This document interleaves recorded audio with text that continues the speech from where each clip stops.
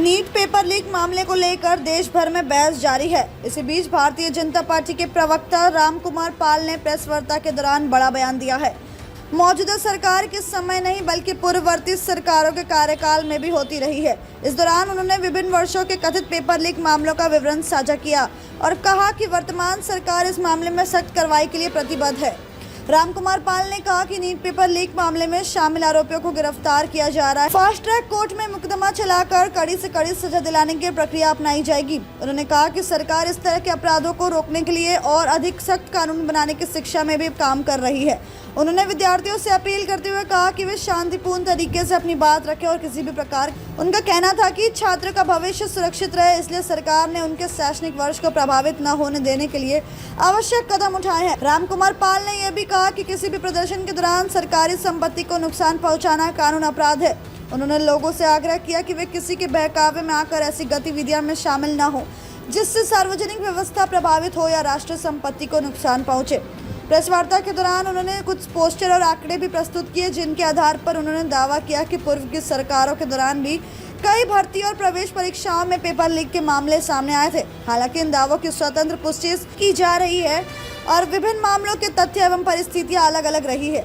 फिलहाल NEET paper leak मामले की जांच जारी और एजेंसी आरोपियों के खिलाफ कार्रवाई कर रही है। सरकार का कहना है कि दोषियों का किसी भी कीमत पर बख्शा नहीं जाएगा, जबकि विपक्ष इस पूरे मामले में जवाबदेही तय करने की मांग कर रही है। कि ये छात्र आंदोलन नीट के विद्यार्थियों को लेकर हुआ और सरकार ने नीट के विद्यार्थियों का री एग्ज़ाम भी कराया 21 तारीख को, और इस 19 तारीख को 11,21,000 लोगों का उत्तीर्ण भी हो गए। टोटल 22 लाख विद्यार्थियों ने एग्ज़ाम दिया था। और ये जो पेपर लीक के घोटाले पर सरकार ने 2024 में कड़क कानून भी बनाया, पर उस कानून में किसी विपक्षी ने साथ नहीं दिया। आज उस कानून को सदन में मंजूरी भी मिल गई क्योंकि उस कड़क कानून बनाया है। 3 साल की सजा और कई करोड़ों की जुर्माने की भी बात उसमें की गई।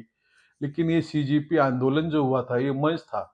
देखिए, फ्यूचर में भी एक अन्ना आंदोलन हुआ था। उस अन्ना आंदोलन में अन्ना जी ने कहा था कि कोई भी राष्ट्र नेता मेरे मंच पे नहीं आएगा, पर इस मंच पे, खासकर इस मंच पे सारे हिंदू विरोधी बयान, व्याख्यान या जो प्रसिद्ध लोग हैं, लोगों ने कांडराल कुमरा सीता जी को लेके जो भी है, कितने भी अपमानजनक जितनी बातें की गई, सारी बातें हिंदू विरोधी की गई। तो छात्र का आंदोलन कहाँ है? और वहां पर छात्र के लोग जो थे, दो स्टार्ट से 19 से दिन तक 200 से 500 लोग थे। अचानक 20 तारीख को 30 से 35 हजार लोगों की संख्या कहाँ से आ गई, कैसे आ गई?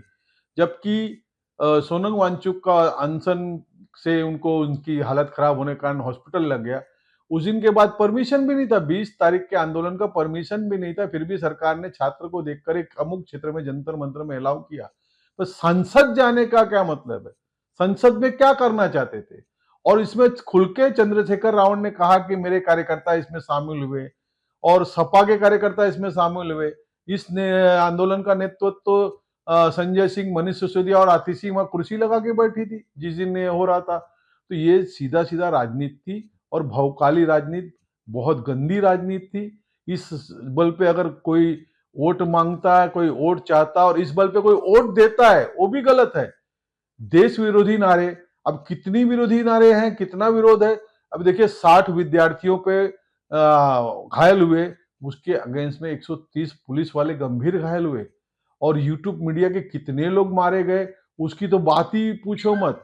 उनके मोबाइल, घड़ी, छीना झपटी।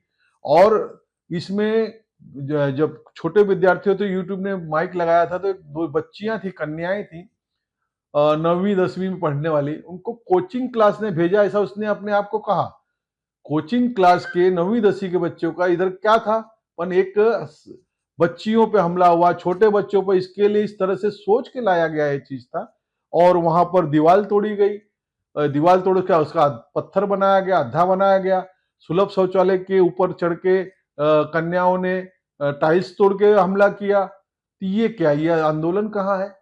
आज उस आंदोलन में तो फूड पार्क बन चुका है अनशन का। वहां पे पूरे देश विदेश से फूड आ रहे हैं। और अभी अभी एक नया खुलासा हुआ है, खालिस्तानी पन्नू, वो कह रहे हैं $10 लाख मैंने इनको दिए हैं और मेरी वेब मीटिंग हुई है इनके साथ, और 15 अगस्त को झंडा फहराने नहीं दूंगा, ये खालिस्तानी देश विरोधी बात कर रहा है। इसका सीजीआई उदाहरण क्यों नहीं करती या खंडन क्यों नहीं करती कि ये बोगस है? जो खालिस्तानी पन्नू कह रहा है गलत है, क्योंकि खालिस्तानी पन्नू ने पहले भी कहा था कि केजरीवाल के चुनाव में हमने अमुक अमुक करोड़ रुपए दिए हुए हैं, पर न कभी केजरीवाल ने खंडन किया, न आज सीजीए वाले खंडन कर रहे हैं। इसका क्या मतलब है? देश विरोधी लोगों के साथ मिलके आप देश के विरोध में काम कर रहे हो। यहाँ देश के हालात जब 2014 में सरकार आई थी तो कितना हालात थे ये आप सब जानते हैं। पाकिस्तान के पीछे पीछे भारत चल रहा था। आर्थिक स्थिति क्या थी? देश का बिना पेट्रोल पे ऑयल बॉन्ड बेच दिया था, जबकि कोई देश पे ये नहीं हुआ था, कोई युद्ध नहीं हुआ था, तो भी इन्होंने ऑयल बॉन्ड में जो सरकार ने आज 2016 तक उसको चुकाया, तो अभी 2023-24 तक चुकाया उसको पैसे को। तो ये सारा चीज करके आज देश को उत्तीर्ण हो गया। देश आज हर क्षेत्र में आगे बढ़ रहा है। आज मैं आपको बताना चाहूंगा कि सेना का बजट इनके समय 344 करोड़ रुपया था, आज के समय 3844 करोड़ रुपया है। कितना अंतर आया सेना के बजट में? सैन्य सामग्री, सेना के लिए, उनके हथियार के लिए, उनके चीजों के लिए, ये सब है ना। ये देश कर रहा है, देश के सेवक कर रहे हैं। और हमारा प्रधानमंत्री ऐसा है जो अपने आप को देश का सेवक कहता है, और विपक्ष के नेता है वो अपने को युवराज कहते हैं, राजघराना कहते हैं। वो राजघराना को आपको पसंद करना है या देश के सेवक को पसंद करना है? ये जनता जनार्दन इसकी मालिक है, इस देश की सही मालिक जनता जनार्दन है, उसने निर्णय लेना चाहिए कि इसमें कोई भी साबित कर दे कि नीट विद्यार्थी वहां पे थे। 5% भी नहीं थे, 5%, 30% तो बहुत बड़ी बात है। सारे जो 20 तारीख को सारे लोग आए थे, ये सब के सब चंद्रशेखर रावण के पार्टी के लोग, ये सामाजिक असामाजिक तो मतलब पार्टियों से जुड़े।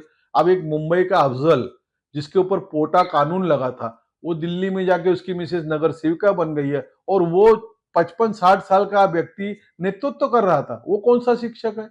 और मैं देश से कहना चाहूंगा, वहां पे जो खाना खिला रहे हैं जो जुनेद जुनेद चैनल ने जाके उसके घर देश को दिखाए कि आज उसने अगर 2000 आदमी भी 400 रुपए के हिसाब से भी अगर एक आदमी का 3 टाइम का खाना पकड़े तो आज कम से कम 5 से 7 करोड़ रुपए जुनेद के खर्चे हुए। जुनेद इस काबिलियत रखता है कि 5 से 7 करोड़ खर्च करने का? ये चैनल्स जो हमारे मीडिया चैनल्स है, जो विपक्षी कहते हैं कि मोदी मीडिया, अरे गोदी मीडिया या मोदी मीडिया जो भी है, जाके दिखाए ना जुनेद के हालात। जुनेद ने कहां से लाए इतने करोड़ रुपए जो इतने एक महीने से खाना खिला रहा है? यही जुनेद पहले के इसमें भी था। हर आंदोलन में जुनेद जुनेद जुनेद जुनेद की आर्थिक स्थिति क्या है? कहीं ये हिमालयन का मालिक तो नहीं है? इस किसी कौन सी इंडस्ट्री चल रही है जो अपना इतना सीएसआर निकाल रहा है? इसकी जांच होनी चाहिए, जरूर होनी चाहिए। और सरकार ने पुलिस वालों के लिए, सरकार तो छोड़िए, हर उस पुलिसकर्मी हो, हर इस वो जो आतंक से या हिंसा से जो ग्रसित है, उन्होंने स्वयं हाई कोर्ट में पिटीशन डाल के इनको उजागर करना चाहिए। अपने ऊपर हुए हमले का आज इसको घोषित कराना चाहिए। और एक महिला तो उसके पेट में बच्चा था, वो सिपाही की गुजर गई। जो पुलिसकर्मी महिला के ऊपर उसके पेट में खास मारा गया, उसका 4 महीने का बच्चा निष्क्रिय हो गया, ये क्या आंदोलनकारी है? और जो आज लोगों पे कार्रवाई हुई है, उस कार्रवाई को अंजाम देना चाहिए। सरकार से अनुरोध है, या गृह मंत्री से अनुरोध है, या गृह राज्य सचिव से अनुरोध है, दिल्ली सरकार से अनुरोध है कि इनको सजा मिले, नहीं तो हर बार इसी तरह कोई आंदोलन के नाम पे देश को गुमराह करेंगे। और गुमराह करने में खास आप लोग सोचिए, आपके पास निर्णय देता हूं कि हिंदू विरोधी ही बात क्यों की गई, वहां इस्लाम विरोधी बात क्यों नहीं हुआ, क्रिश्चियन विरोधी बात क्यों नहीं हुआ? आज सिख निहंक लोग वहां गए थे, वो छात्र समझ के रक्षा करने गए थे, लेकिन उन्होंने देखा कि छात्र ही पत्थरबाजी कर दे, छात्र ही गलत है, निहंक ने अपना स्थान छोड़ दिया। निहंक एक रक्षक है, वो हिंदू धर्म की रक्षा के लिए वो लोग बने हुए हैं, वो किसी के पक्ष में नहीं होते, वो किसी पार्टी नहीं है। निहंग निहंग है, पंजाबों की एक शान है, पंजाबियों की दान है। देखिए, इन निहंगों में एक निहंग थे जो समाज रक्षक हैं, और इनका काम ही है समाज के रक्षा करना। तो उन्होंने वहाँ के सीजीए के लोगों को कहा है कि आप जल्द से जल्द माफी मांगो।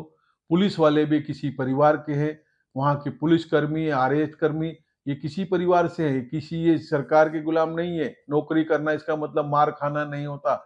उस निहंग के दिल में दर्द हुआ और उसने इनको चुनौती दी है। इस चुनौती का भी ध्यान रखा जाए। देखिए, ये पेपर लीक के मसले में 2006 से लगातार कई यूपीएससी के 2-3 एग्जाम रद्द हुए। उसमें प्रियंका गांधी ने कहा था कि ये बहुत बड़ी समस्या है गहलोत जी के यहाँ सभा में, और ये गंभीर समस्या है, ये पूरे देश की समस्या है। उस वक्त तो विपक्ष ने ऐसी बात की थी। और आज राहुल गांधी जो प्रधानमंत्री के घर के सामने गांधी जी की समाधि पे जा रहे हैं, पर राहुल गांधी सीजीए के मंच पे तो गए नहीं। बाकी सारे लोग तो गए, अखिलेश जी की वाइफ गई है, केजरीवाल गए हैं, तो दूसरे पार्टी के लोग गए। और ये मंच तो किसी तरह से छात्र का मंच नहीं था, हिंदू विरोधी राजनीतिक मंच था, और वही साबित भी हुआ है और आगे जाके साबित भी होगा। तो एक बात है, लेकिन इनको फंडिंग की जांच जरूर होनी चाहिए। आज जैसे दिल्ली के मीडिया पुलिस प्रभारी ने कहा कि 480 पाकिस्तान के प्रूफ पकड़े गए हैं, सपोर्टर्स जो इसको, तो इसी तरह इसको ये देश को जरूर बताएं। ये चुनाव या वोट के लिए नहीं, ये देश की सुरक्षा के लिए, देश के नागरिक को और देश के मालिक जनता जनार्दन को जरूर मालूम होना चाहिए। वोट जनता जिसको चाहेगी उसको देगी, लेकिन सही जानकारी इस सरकार से अपील है, इस सेवाधारी सरकार से अपील है कि सारी जानकारी जरूर दे और ऐसी गलती फिर दोहराई नहीं जा सके। इसके लिए कठोर से कठोर कानून बना तो है ही है, उस पर लागू किया जाए। और कल रात को 12 बजे देश के प्रधानमंत्री, सेवक प्रधानमंत्री नरेंद्र मोदी जी ने कहा है कि कड़क से कड़क वो सत्य में होना चाहिए और वो जनता को दिखना चाहिए। विपक्ष को दिखे चाहे नहीं दिखे, इससे कोई फर्क नहीं। आपको मालूम है पेपर लीक की बड़ी समस्या है। गहलोत जी भी जानते हैं कि राजस्थान में भी पेपर लीक हुए थे, और ये एक बड़ी समस्या पूरे देश में है, सिर्फ एक प्रदेश की समस्या नहीं है। और बहुत इसको रुकवाने की कोशिश चाहे कितना भी की होगी गहलोत जी ने, लेकिन फिर भी बार बार ये हो रहा था। ਅੱਜ ਜ਼ੂਮ ਮੀਟਿੰਗ ਦੇ ਵਿੱਚ ਸੀਜੇਪੀ ਮੈਂ ਜਿਹੜੇ ਐਲਾਨ ਕੀਤੇ ਹੈ ਉਹ ਯਾਦ ਰੱਖੋ। Fall of Delhi and fall of Modi is inevitable. Modi ਦੀ ਹਕੂਮਤ ਦਾ ਤਖਤਾ ਪਲਟਿਆ ਜਾਏਗਾ, ਪਰ ਇਹ ਪੱਕਾ ਹੱਲ ਨਹੀਂ ਹੈ। ਜਿਵੇਂ ਮੈਂ ਜ਼ੂਮ ਮੀਟਿੰਗ ਦੇ ਵਿੱਚ ਦੱਸਿਆ ਸੀ, the only solution lies in disintegration of Union of India, dissolution of India, balkanization of India। इस हिंदुस्तान दे छोटे छोटे टुकड़े ही हल है।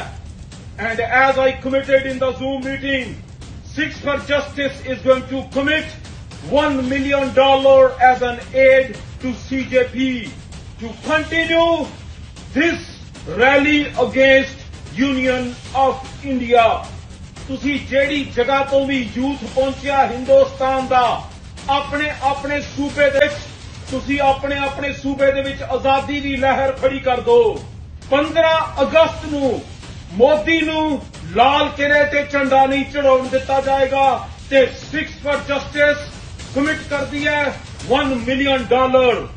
ਤੁਸੀਂ 15 ਅਗਸਤ ਤੱਕ ਸੰਘਰਸ਼ ਜਾਰੀ ਰੱਖਣਾ ਹੈ, ਕਿਉਂਕਿ ਤੁਹਾਡਾ ਹੱਲ ultimately ਬਾਲਕਨਾਈਜੇਸ਼ਨ of this Union of India है।